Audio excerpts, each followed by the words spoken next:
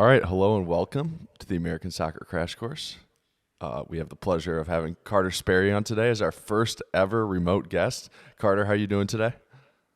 Gentlemen, it's a pleasure to be here. Glad that we were able to kind of jump through the hoops to make it happen. But have been listening to the vast majority of these pods. Been a big fan, and so really happy to get on and test my USMNT knowledge and see if we can shine some light on the main man later today. Yeah, that sounds like a plan, Carter. We appreciate you reaching out. I don't know if I would have had the courage to do so, but yeah, we're excited to get you on and do something remote today. So we know you got a wealth of knowledge about our main man coming up. So Lodge, you want to hit us with some reminders? Yeah.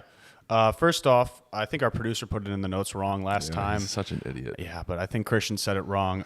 The episodes do stay fresh, specifically when we're talking about the ones that we have kind of in the queue, both on Spotify, Apple Podcasts, and YouTube. You can watch any of them in order. You can watch them. We kind of do build on every episode 1-to-1, but if you're more interested in a specific guy, you can just watch that specific episode. Yeah, you're not missing a ton. Yeah. Yeah, continually subscribe on YouTube, Spotify, Apple Podcasts. Would really appreciate the support. Puts food on the table for the producer, as we keep on saying. And check us out on social media. We do have a Twitter page. TikTok's been blowing up recently. Instagram as well. It's been going good. You use blowing up very very kindly, but yes, yeah. So check us out there. Yeah, and so we're going to get to our agenda. We're going to do the big thing today, which is just like a brief history of the U.S. men's national team, everything that's happened up until now. And lucky for you, it's in 4-year increments because the World Cup is the big thing for these guys. We're going to do a little bit of vocab with our casual fan and also resident expert, little hybrid of the two, Carter. And then we're going to get into our main man, goalkeeper Matt Turner, which Carter knows a lot about. So Carter, why don't you give us your soccer background? I know you've got a kind of a cool background, if you will, and just what you're all about. Absolutely. So again, so I would say that my love for soccer started in 2010 with the World Cup in South Africa, which we'll talk about today and everything like that, and the that kind of golden era of USMNT talent, Clint Dempsey, Landon Donovan, Michael Bradley, Tim Howard, those guys. And so really as probably, what was that, maybe a 7th grader or something like that, being able to watch that tournament over the summer really had me fall in love with the game, and have been a casual U.S. men's national team supporter. Watch the World Cup, obviously. Have a passing interest in the prospects, and obviously Pulisic coming through is a big deal.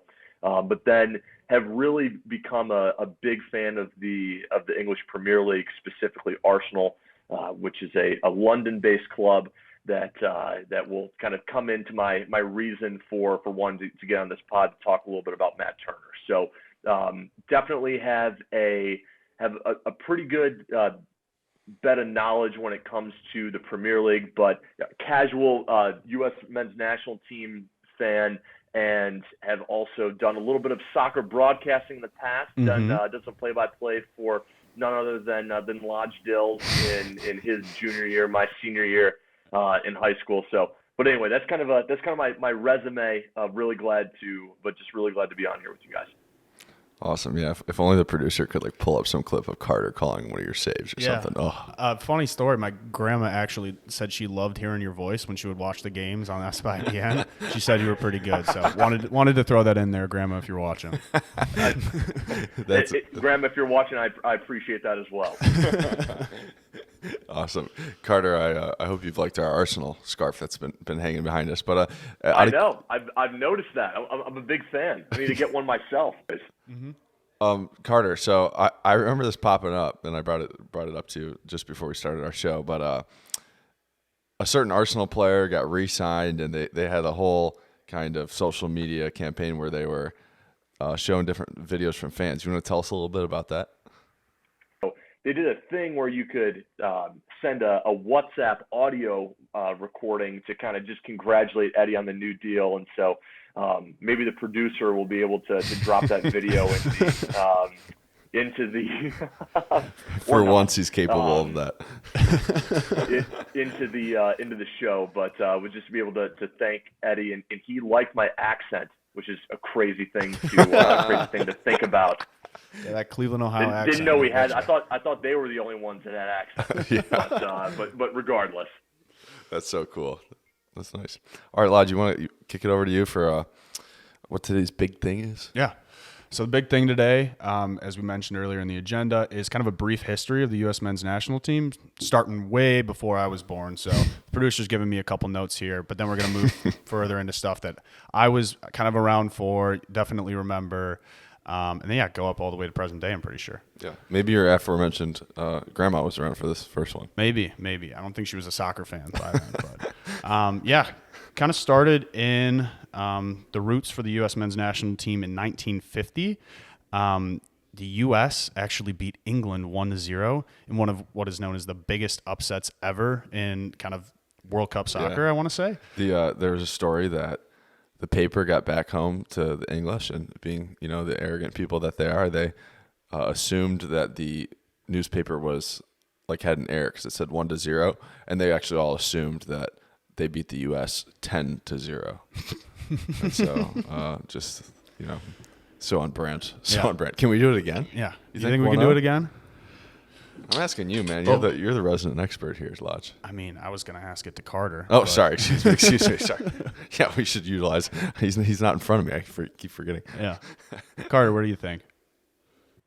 That's a tough call. I think England. So I will say England have not played well in the run up to the World Cup. Had not looked good in friendlies, but on the same token, neither have we. Yeah. So it's gonna be tough. Obviously, England has the talent, but I mean, I'm patriotic. Give me 2-1 to the Stars and Stripes. Let's go. There it is. The first prediction that we win. I love it. All right. So kicking it over to that 1950 date is funny story, and love to just pull one over on the Brits. But if you really want to point to the real moment that soccer basically was born in the United States, 1994 is where you're looking for. That was when the U.S. hosted a World Cup. So if you've ever heard of that one day in June in 1994, it was the day where they made a 30 for 30 on it. And it was the day where OJ had his car chase. And then it was like an NBA Finals game. And so the NBA Finals game actually, the broadcast cut out and they went to the OJ car chase, which is insane to think about today. Of course, you could probably just stream it in some other way, but that was not an option at the time. And then there was all these crazy things happening. So Arnold Palmer played his final round in the U.S. Open. Ken Griffey was tying Babe Ruth's home runs, yada, yada, yada. Bunch of crazy sports things. And one of them was the World Cup started in the United States that day. So how about that? Insane day. Yeah. Yeah. I got to watch that. Damn. Yeah, I actually haven't seen it all. I just know the premise of it. But, so the U.S. opened that World Cup. They had, some of the cleanest jerseys of all time. Dude, I have tried to find those jerseys. The replicas are $200. Really? You're not going cheap on any of that stuff. It's so annoying, but they're so cool. Are those your favorite? Those are for the U.S. I mean, of course, yeah. Oh, okay. Yeah, it's up there.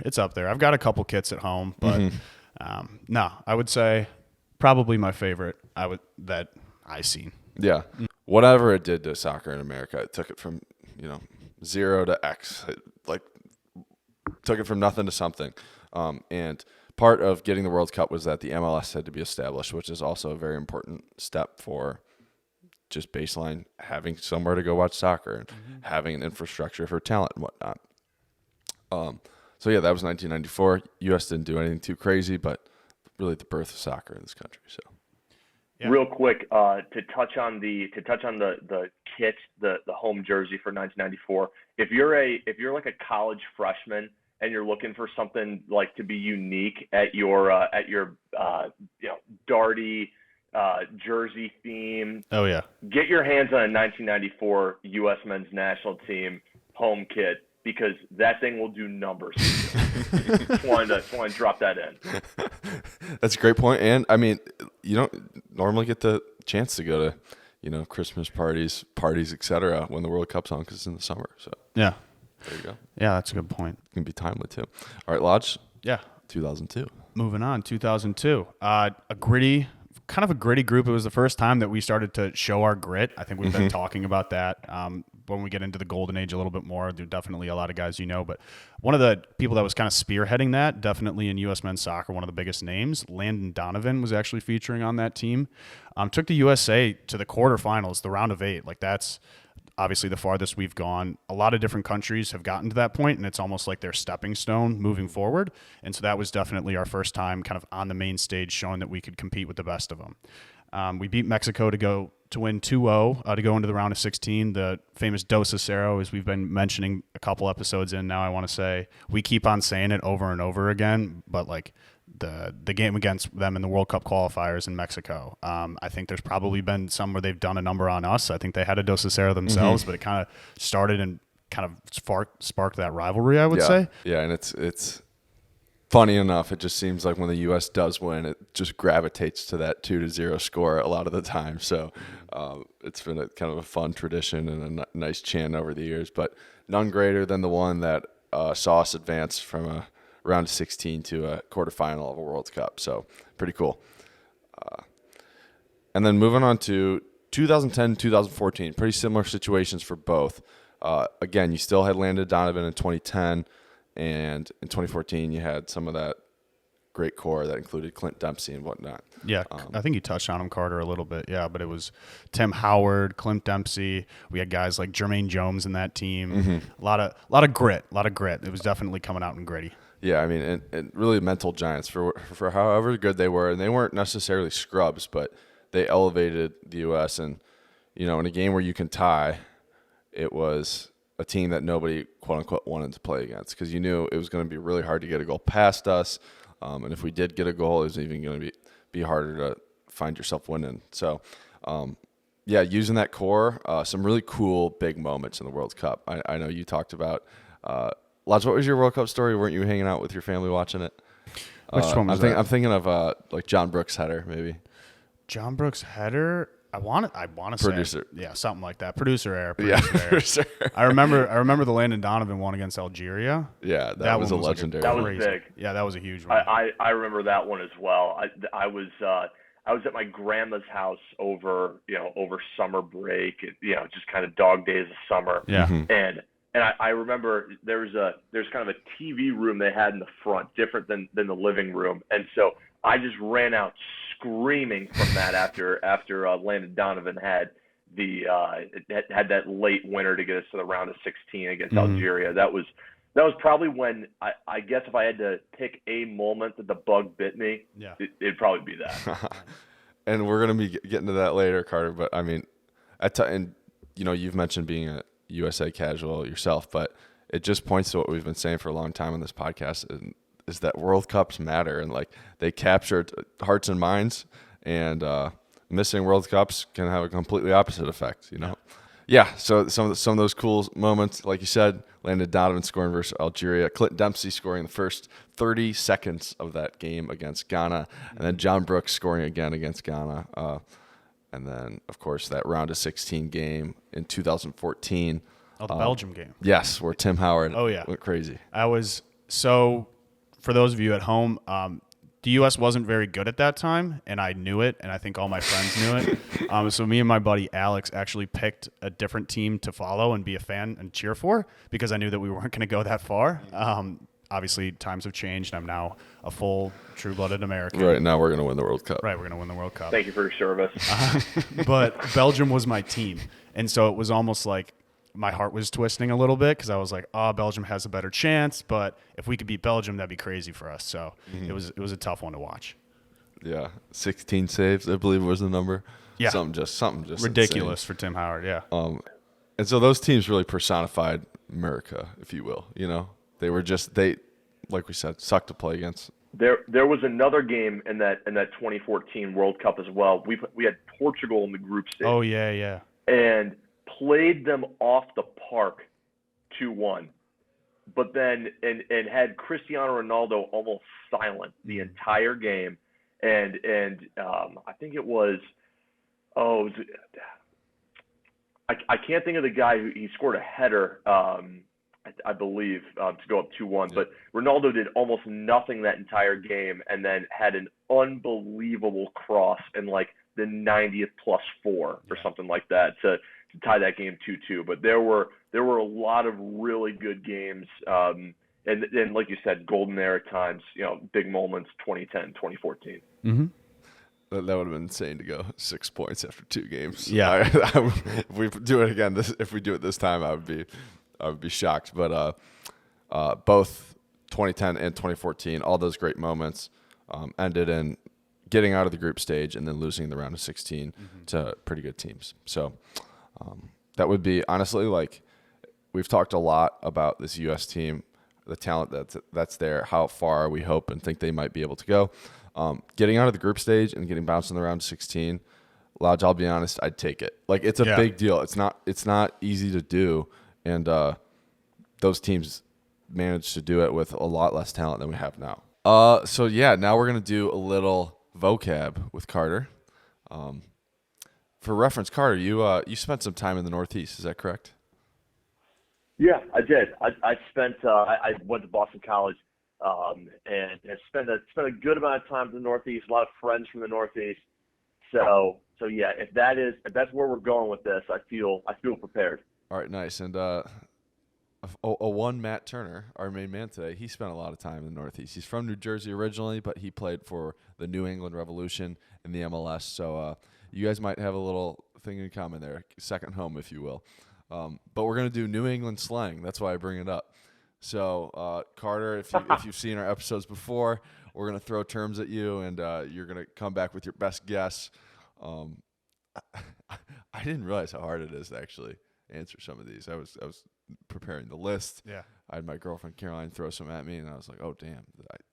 I have some sympathy for those two on the other side. But I'm ready for the challenge. Bring it on, man. All right, let's go. We'll start you off. Nips. What are nips?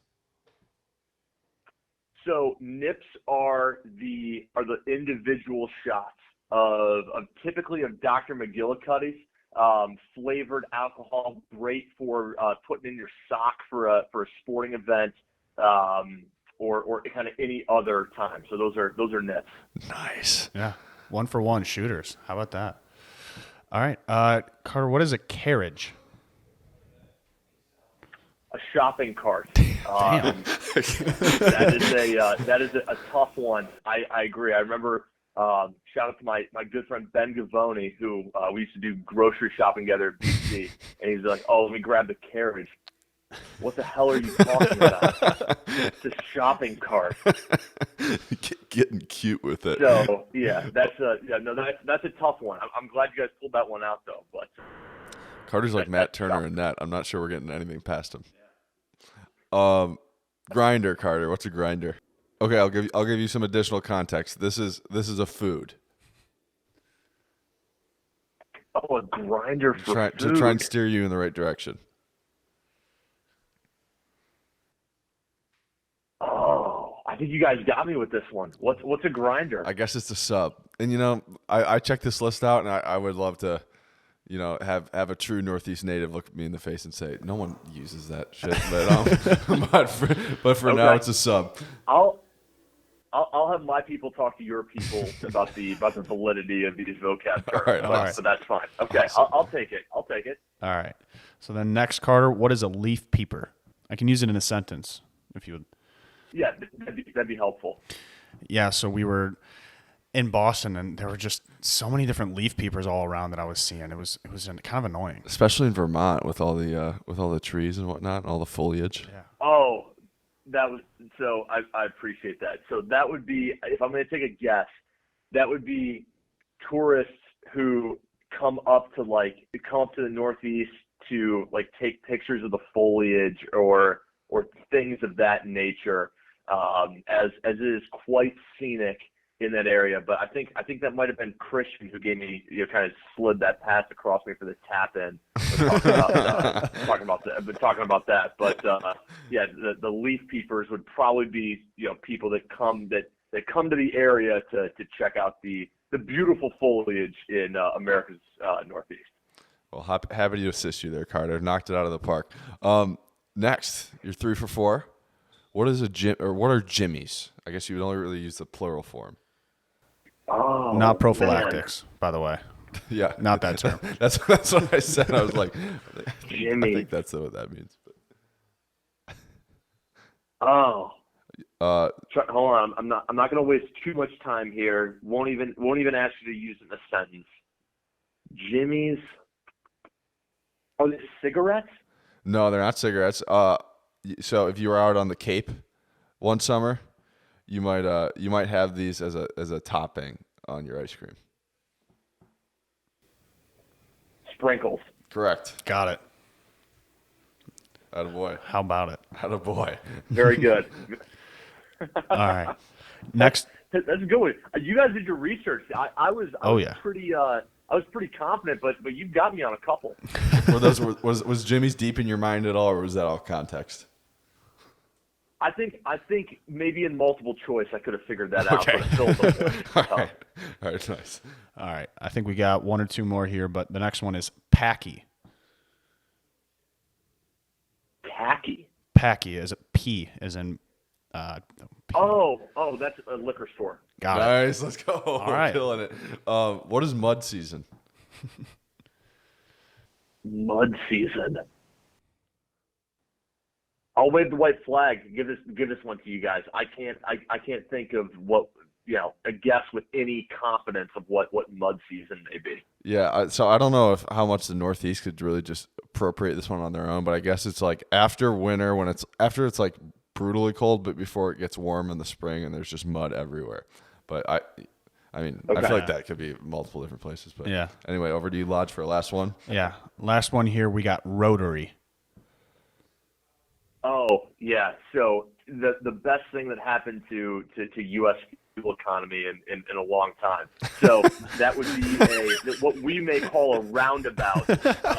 And instead of like what would be a 4-way stop sign is you're able to what we would have as a roundabout. So you just got to yield to the left. Whatever you do not stop in the middle of a rotary. But it's definitely constant kinetic energy, keeping it moving in the Northeast for what is 100% the worst drivers in the country. So it's very complex, but they're able to figure it out. Don't know how. But yeah, a rotary is what maybe us Midwesterners would call a roundabout. Nice. You ever seen that video, producer, of the car just launching it over the roundabout? Oh yeah. Yeah, you know what I'm I do, yeah. Nice. Carter, off the charts performance. That was really fun. I'm glad some of those hit. Could have been great. some awkward silence. You guys, props to you guys for giving me some good ones. I feel like that was the right amount of difficulty for the episode. So very good, gents. Nice. Yeah, it's not us. It's just all love to the producer. So, quickly glossing over the thing that still gives us chills every time we got to talk about it. 2018 Lodge. 2018 World Cup qualifying cycle, the biggest failure in United States men's soccer history. Mm-hmm. Yeah, we've touched on it a couple different times, and I think we've alluded to a couple different reasons why it failed. But number one, as we've mentioned, transitionary period. It was a transitionary period where our old guard, the gritty guys from our golden era, Landon Donovan, Clint Dempsey, Tim Howard, they were phasing out. The new guys were coming in, Christian Pulisic being namely one of the biggest ones, and having that much pressure from a young kid at such a young age to kind of lead the whole country and lead this team. I don't know necessarily if I would call it unfair, because he definitely has grown from it, learned from it. But like, we were playing games and just could not get a result. There were a lot of mud games, I would say, in that World Cup qualifying. We didn't have the grit. We didn't have that, like, that person who would go in and get stuck in, as we would say. Yeah.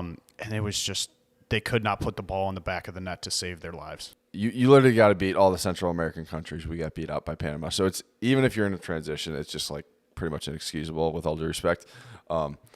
And I think lots of these dudes were scrubs or in the scrub family, if you will, and maybe we're riding the highs of those last two World Cups when the U.S. made it out of the group stage in 2010 and 2014. And they just did not deliver. It's still funny looking back. I scratching my head. I'm like, I don't know exactly what went wrong. A couple freak goals. We would have been in the World Cup and maybe not thought too much of it, but it was a disaster. There also were cracks, I will say, in U.S. soccer. We missed, even though we had those really good successes in 10 and 14, we missed the Olympics, like back-to-back, right. Which is some of the younger players participate in that. So kind of bad sign of things coming. So I think just to add on that, if you were to ask a soccer fan in Europe in like 2017, 2018, hey, name 5 Americans, like American soccer players, they wouldn't be able to do it. Like, I think you're kind of really that was really a big transitionary period. People had heard of this Pulisic kid from Dortmund, but it was really that awkward puberty phase of the current iteration of the men's national team. And you guys have been talking about in the pod a bunch, but the blossoming young talent that we're going to see in kind of that 24 and under category for the U.S. Absolutely, and when you miss a World Cup, it pushes you into getting those players playing time and vital experience that they're gonna use now as they are the second youngest team in the World Cup. So, and we're gonna use this Matt Turner video coming up in just a second to highlight it. But Carter, even your story earlier really reminded me of just how catastrophic it is to miss a World Cup, because that is that moment when soccer is a mainstream popular thing, and I don't even think I don't think the target audience even realizes how much they don't care about soccer because of the missed World Cup. That's a jumbled little sentence there, but I think that when this World Cup comes on in just a couple of weeks, people are going to turn it back on. They're going to get some feelings they haven't had in 8.5 years, and hopefully we can capture those hearts and minds because it's such a big deal. So yeah, we're going to show you this Matt Turner video that really highlights his very unique story before Carter jumps in and gives his bio. I'm Matt Turner, and I'm a goalkeeper for the U.S. men's national team. Soccer was a part of my life, but not a big part for sure growing up. What made me fall in love with the game was the World Cup in 2010. My friends would come over and we would put on the first game of the day and we'd watch all 3 games that were on TV. And so after those games, my friends and I would go down to the field in the middle of my town, Park Ridge, New Jersey, and we would just try to recreate things that we saw happen on the field during the day and just have a ton of fun with it. I never could have imagined the future it would hold. I just wanted to, have fun, and it was a great way to be around people that I liked being around. At Fairfield, you go through 2 years of never seeing the field, and then you work really hard and you're honing your craft and you're getting better and better. I finally got the opportunity to play in a game, and disaster strikes, score a horrible own goal, and end up on ESPN's Not Top 10, the #1 play. And I remember reading people's comments on the play and the horrible things that they said about me. I really considered walking away from the game completely. It was that summer in 2014. I had my PDL coach at the end of the summer, Jeff Mateo, who played a few seasons in MLS, and Billy Gaudette, who also played in MLS, was my goalkeeper coach, and both of them sort of put their arms around me after that summer and said, hey, look, if you want to do this, we think you're good enough to play professional soccer. And that was the first time anybody ever told me that. And sort of, I guess the rest is history. Yeah, and today's main man is going to be goalkeeper Matt Turner. Lodge, goalie yourself, you know that Americans have historically fared well at that position. So we figured, why not pair this episode about USMNT history with that of our best position. So, Carter, your time to shine. Let's hear a little bit about Matt Turner. There are 832 players that are going to the World Cup. 32 teams, 26 players on each. I'm telling you, dear listener, there is not a dude that is more relatable than Matt Turner that's going to this tournament.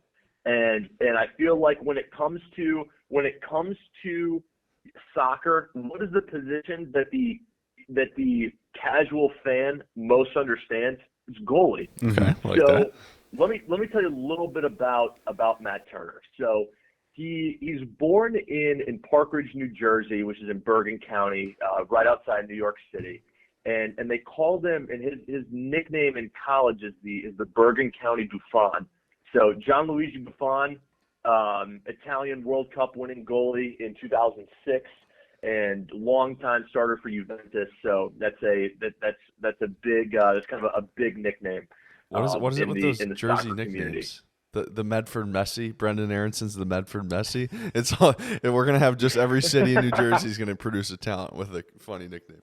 Yeah, absolutely.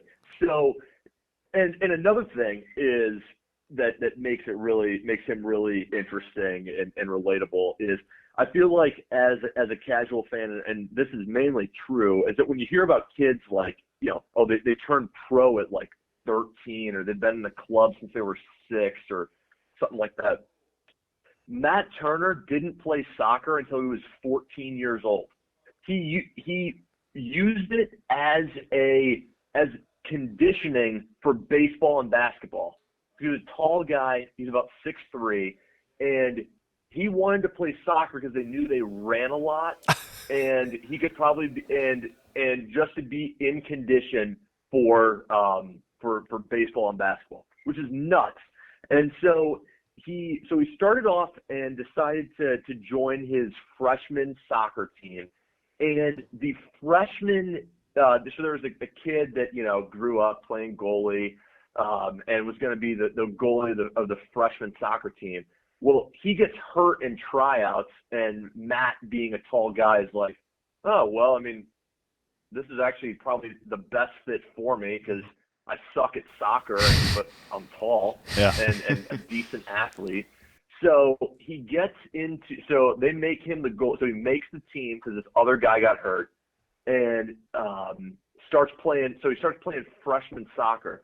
Well, the freshman soccer coach pretty much had no idea what he was doing, and so they had practice for 2 hours, and for 1 hour was conditioning, and the other hour was shooting drills. And that was it. And so now Lodge can probably talk to the validity of maybe how that isn't the best for the maybe the 9 other players other than your striker and your goalie. But Matt Turner, who had never played soccer before, got a shit ton of reps in just saving shots. Literally would just get peppered for an hour Monday through Friday, and that really got him to be a very good shot stopper. And while I have you, Lodge, just real fast, you've poo-pooed many a time my bringing up you as a goalie and saying that it can't be compared to professional soccer, which I understand, but I want to know, as an accomplished high school soccer player, which you most certainly were, does this just infuriate you deep down that this dude just walked in and he plays for Arsenal now? I mean, that's insane. That's insane. Yeah. Honestly, it doesn't infuriate me. I think it's just I think it just speaks to the athleticism that this dude had, that he was baseball, a little bit different, but still small, similar to soccer where it's quick movements right around, especially a goalie. It's more quickness rather than speed, I would say. Yep. And so he definitely had the reflexes and skills. A lot of sports translate in that way, and I think soccer's like that. For example, Brad Friedel, longtime U.S. men's national team goalie, he used to play tennis in the off season to kind of stay in shape, similar to how Matt picked up soccer while he was staying in shape for baseball. So I think there's a lot of crossover. It doesn't necessarily piss me off. It's kind of cool. Yeah, that's probably what you just pointed out. Probably testament to why the U.S. has historically had very good goalies like Tim Howard, like Brad Friedel's. Maybe they started somewhere else and were able to still kind of make it, even though they started later at less training or whatever it might be. So, Carter, back to you. Yeah. So, thank you, Lodge. So that's So he plays in high school, and he goes to a Jesuit high school, which, depending on our listener base, might ring a couple bells in northern Jersey, and plays well. But again, this isn't some prodigy. This isn't some kid, wonder kid. So he goes to Fairfield University in northern Jersey, and it is it's a small D1 school. I have it written down here. They're in the, where did it go? The Metro Atlantic Athletic Conference. So definitely a far away from the ACC or the Big Ten or anything like that. And so he goes to Fairfield, gets some reps, and he's playing a good amount. But then he has this his freshman year, which I think we showed already, this horrible mistake that made him that landed him number 1 on the ESPN not top 10 for a while, which you guys might remember back when SportsCenter actually did the top 10. Oh yeah. So it was such a bad blunder that it made him consider quitting the sport for a little bit, but he decided no, shake it off. Just a mistake. One thing doesn't define me, and had a good career in college. But so his senior year, he was second team All Metro Atlantic Athletic Conference. Mm-hmm. So that's it's a fine. mouthful. That's something to put on your that's like nice to put on your resume at the bottom when you're going to be like an accountant out of college. But this guy ends up. Yeah, so he goes undrafted in the 2016 MLS draft because dude plays in the Mickey Mouse Conference of the Northeast, and he ends up getting a tryout with the New England Revolution in Boston, and so does really well in his tryout. Then he goes to then they send him out on loan in the USL, the United. What's the USL again? It's basically, I don't know if you guys have touched on it, but it's basically the Division 2 of MLS. Right. So he goes out to the USL, plays for the Richmond Kickers. Goodness, this guy plays for Arsenal for 2 years and does well. Then he comes back to the MLS, gets a starting job for the New England Revolution, and then kind of is a crescendo of his career, which eventually leads to him being 2021 MLS Goalkeeper of the Year and MLS All-Star Game MVP. When it comes to where he started to where he is now, a guy that didn't even play soccer until he was in high school, it's a really crazy story.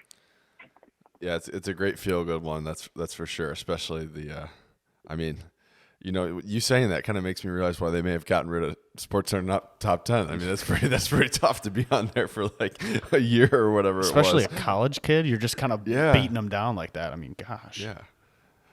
Maybe we've gone soft for a good reason there. So skipping into summer of 2021 when he's really breaking out in the MLS. So to refresh you, in summer 2021, there were 2 North American soccer tournaments that the United States played in because COVID had pushed one back. So they had 2 in one summer. The A team played in the first one and beat Mexico, and then the B team had their shot in the Gold Cup. And so Matt Turner was running with the B squad. He got called up to the national team in the Gold Cup, exclusively MLS players playing in that one.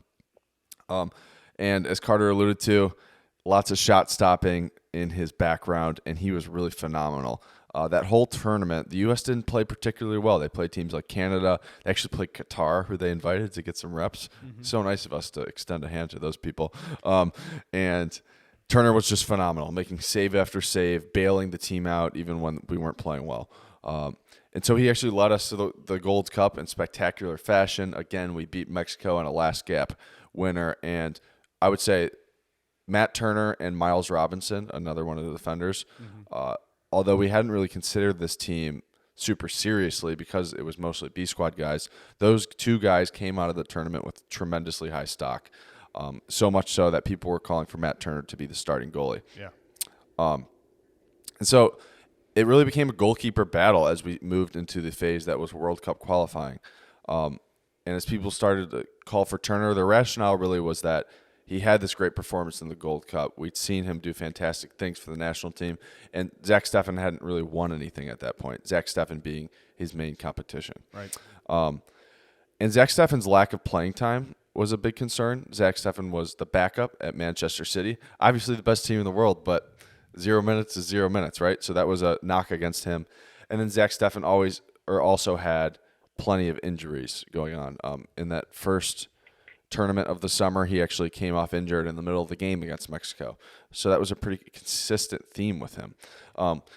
So Steffen's strength was allegedly that he played at Manchester City. And what does that mean, Lodge? Yeah, Manchester City is world renowned for kind of being a ball playing team. Their coach, Pep Guardiola, is really talking about tiki-taka soccer, which is small passes. Everybody has to be able to play with their feet, including the goalie. He was the one that kind of coined that term where you start from the back, you build from the back. Really, we thought that Zach Steffen going there would mean that he would be able to use his feet a lot more, be more of a ball playing back goalkeeper there. But really, the only chance that he got in the Manchester City team was in the cup games. That's usually where kind of players that are younger or inexperienced start to get a little bit more minutes. B squad, pretty much. So he unfortunately did not do well in those games. And I think that definitely compounded. There were a lot of errors, not necessarily where he was not making a save, but he was messing up with his feet and it was leading to a goal. He had probably 2 or 3 in a very short period of time, which led to questions regarding, is he the guy that we think he's going to be? Yeah. And just prior to those mistakes, this philosophical battle was raging in the U.S. men's national team fan Twitter, which was, do you want this guy who can play with his feet, or do you want Matt Turner? So, Carter, to kick it back to you, just a little bit more about Matt Turner's really skill set. And I know we hit on it a little bit, but how would you compare and contrast him versus a Zach Steffen? Well, Matt Turner is not that. Matt Turner didn't have that experience when he was in the MLS. It wasn't the way his coach decided to play, and so, but made a ton of saves. Really known for being a kind of an old-fashioned goalie first, make the saves, boot it along kind of guy in the MLS. And so, and all that profile had kind of worked for him getting into the U.S. men's national team, but ultimately it was clear that our coach, Greg Berhalter, preferred the skill set of Steffen, or the supposed skill set of Steffen, of playing with his feet. And so all that Matt Turner got games here and there in World Cup qualifying, especially because Steffen was hurt so much. When they went head-to-head, for example, that Mexico game that we always talk about that you were at, Lodge, it was clear that Steffen had the preference. Yeah. Out of curiosity, who did you like at this time when they were both competitive? I like Steffen because he represented the new kind of flashy style of play, building from the back. Matt Turner is kind of the old guard, cook it, hoof it, get it down, as Carter mentioned. Yeah, same. I was with you there. So anyways, Matt Turner looked at the situation. He said, I'm playing every week. Zach Steffen's not playing every week. Normally that's something that's valued, but clearly my coach isn't valuing it, and the World Cup is the biggest thing in soccer, and it's the biggest thing to me. So he did a hedge. Mm-hmm. And Carter, what was that hedge exactly? So Arsenal came calling, looking for a backup goalie. So Arsenal are currently sit top of the Premier League. Yeah, got to get it in there. I'm trying to get that in as much as I can. Get to stay for the next 6 weeks. And so, but we'll see how long that lasts. Are known for being one of the biggest clubs in England and a renowned brand in Europe. And so they were looking for a backup goalkeeper, and the way that Arsenal play, and a side note is that the Arsenal manager was previously the assistant manager to the aforementioned Pep Guardiola, likes to play it out from the back. Are looking for a goalie who is able to make saves first, but be able to play with his feet as well. And so they were really impressed with Turner's shot stopping ability, but ultimately thought that he could improve and become a guy that can play it out as well. And so had a transfer that was worth about $10 million, which isn't huge by any means, but isn't insignificant either when coming to the Premier League. And so Turner has played primarily in the Cup games. He's played in the Europa League and has looked good. Has looked good as a shot stopper.